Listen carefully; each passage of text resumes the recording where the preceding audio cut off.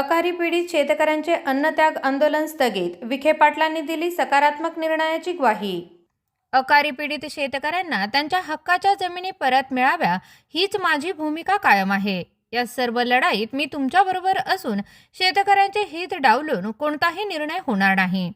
जमिनीच्या प्रश्नाबाबत महसूल मंत्री चंद्रकांत बावनकुळे आणि आंदोलक शेतकऱ्यांमध्ये बैठक आयोजित करण्यात आली असून यातून सकारात्मक निर्णय होईल अशी ग्वाही जलसंपदा तथा पालकमंत्री राधाकृष्ण विखे पाटील यांनी दिल्यानंतर हरेगाव येथील शेतकऱ्यांनी आपले अन्नत्याग आंदोलन स्थगित केले।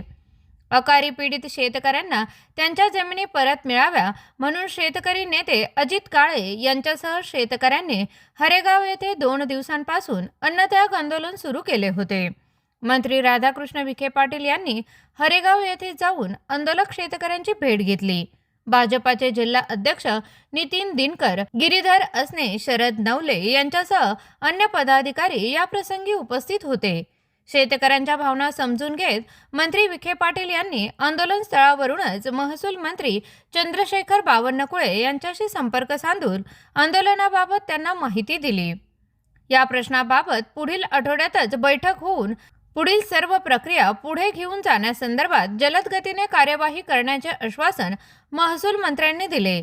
त्यानंतर मंत्री विखे पाटील यांनी केलेली विनंती मान्य करून आंदोलकांनी आपले अन्नत्याग आंदोलन स्थगित करण्याचा निर्णय घेतला। या प्रसंगी बोलताना मंत्री विखे पाटील म्हणाले की महसूल मंत्री असताना शेती महामंडळाच्या जमिनीबाबत धोरणात्मक निर्णय करून त्याचा शासन आदेश काढण्यात यश आले। मागील सरकारने शेतकऱ्यांना जमिनी देता येणार नाही अशी भूमिका घेतली होती। उच्च न्यायालयात जाऊन शासनाने शेतकऱ्यांच्या हिताची भूमिका मांडली। शेतकऱ्यांचे हक्क अबाधित राहावे म्हणून वैयक्तिक केलेल्या प्रयत्नांना राज्य सरकारचे सुद्धा पाठबळ मिळाले। शेती महामंडळाच्या जमिनीबाबत असलेल्या संघर्षात मी नेहमीच शेतकऱ्यांच्या बाजूने उभा होतो। खंडकरी शेतकऱ्यांच्या जमिनी वर्ग एक करताना शेतकऱ्यांकडून कोणताही मोबदला न घेता जमिनी त्यांच्या नावावर करण्याचा निर्णय घेतल्यामुळे शेतकऱ्यांचे लाखो रुपये वाचले। याकडे लक्ष वेधून विखे पाटील यांनी सांगितले की अकाली पीडित शेतकऱ्यांना आहे त्या ठिकाणी जमीन देण्याची भूमिका ही शासनाची आहे।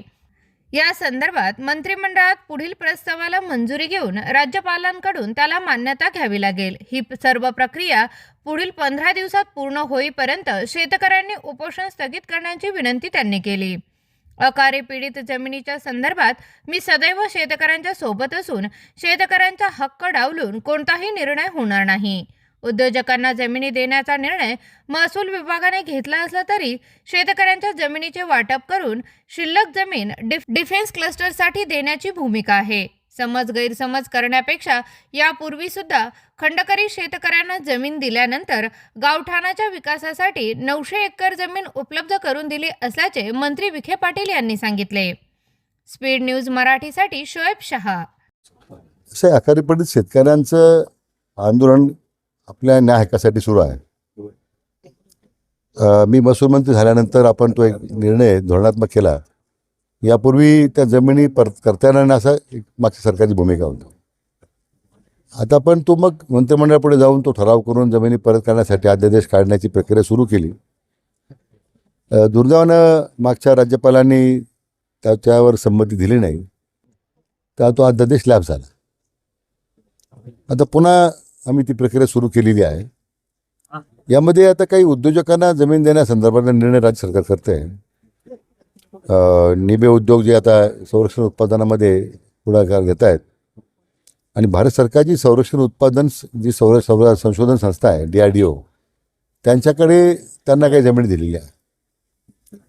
स्वाभाविकपणे शेतकऱ्यांना भावना तयार झालेली की आपल्या हक्काची जमीन आता या परस्पर वाटप होत चाललेलं आहे। पण तशी वस्तुस्थिती नाही आहे। आपण महसूल मंत्र्यांकडे आमच्या 2-3 बैठका झाल्या आणि याच ठिकाणी अकाली पीडितचे हक्क आपण अबाधित ठेवलेले आहेत। आपण हक्क ते जे अबाधित ठेवलेले आहेत त्यांना जमीन परत मिळायलाच पाहिजे भूमिका आहे। आणि म्हणून मला वाटतं याच्यातून काही थोडी विसंगती दिसते आलेली, तर ती आता माननीय महसूल मंत्री महोदयांनी मी विनंती केलेली आहे। पुढच्या वेळेस बैठक होईल, मला वाटतं ही विसंगती दूर होईल। म्हणजे जमीन वाटपाय अकाली शेतकऱ्यांना जमीन वाटप झालं पाहिजे याच्याबद्दल शासनाचा कुठलाही दुराग्रह नाही किंवा वेगळी भूमिका नाही आहे। फक्त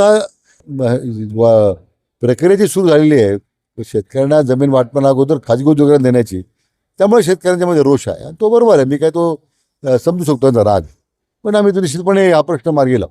एकंदरीत 25 तारखेला जी बैठक होणार आहे त्या बैठकीनंतर पुन्हा तर तोडगा निघाला तर शेतकरी पुन्हा आक्रमक होऊन आंदोलन करणारे असे बोलले. नाही, असं आहे की आता याच आठवड्यामध्ये माननीय महसूल मंत्र्यांसमोर बैठक होईल. मग पुढच्या मंत्रिमंडळापुढे तो प्रस्ताव आणण्याचा आमचा प्रयत्न आहे 25ला. तर ती एक प्रक्रिया असते, मंत्रिमंडळापुढे प्रस्ताव जाणं, मंजूर करून मग तो विधी न्यायामार्फत अध्यादेश काढण्यासाठी राज्यपालाची मान्यता लागते. मग ती राज्यपालाची मान्यता घेऊन ताज्या बातम्यांकरिता सबस्क्राईब बटन दाबून यूट्यूब चॅनल सबस्क्राईब करा.